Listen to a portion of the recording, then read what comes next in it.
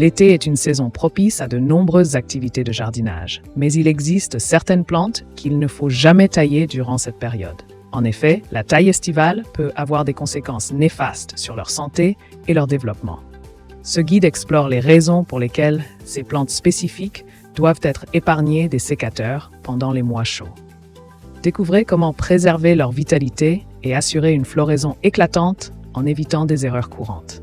Plongez dans ce guide essentiel pour tout jardinier soucieux de maintenir un espace vert luxuriant et en pleine forme toute l'année. Pourquoi la taille est-elle essentielle pour les plantes? La taille des plantes joue un rôle crucial dans leur développement optimal. En éliminant les branches mortes ou malades, cette pratique favorise une croissance saine et vigoureuse. Elle permet également de contrôler la forme et la taille des végétaux, évitant ainsi qu'ils ne deviennent envahissants. De plus, tailler régulièrement peut stimuler la floraison en redirigeant l'énergie de la plante vers les bourgeons floraux. Par exemple, les rosiers bénéficient grandement d'une taille appropriée pour produire des fleurs abondantes et éclatantes.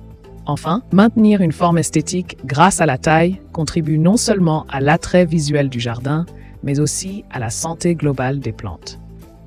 Les risques de tailler certaines plantes en été. Tailler les plantes durant l'été peut s'avérer néfaste en raison des températures élevées et du stress hydrique. En effet, la chaleur intense accentue l'évaporation de l'eau, rendant les plantes plus vulnérables à la déshydratation.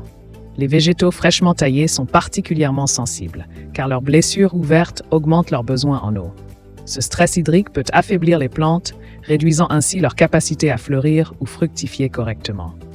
De plus, les plaies laissées par la taille deviennent des portes d'entrée pour diverses maladies et parasites, compromettant davantage la santé des plantes. Par conséquent, il est crucial de choisir des périodes plus clémentes pour effectuer ces opérations afin de préserver la vitalité et la beauté de votre jardin. Quelles plantes éviter de tailler en été et pourquoi?